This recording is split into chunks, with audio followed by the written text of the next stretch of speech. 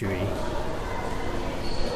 So this is a replica of the house where Mr. Momofuku invented the instant ramen.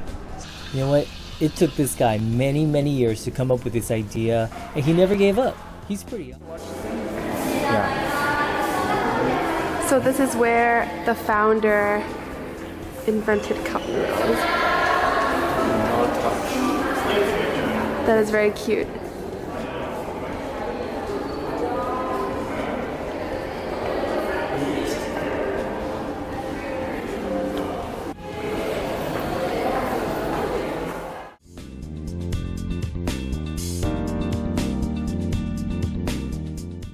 Look at this old house. That's so cute. Check out my little home. Hello there. Hi. Welcome to my laboratory. This is where I make the ramen happen.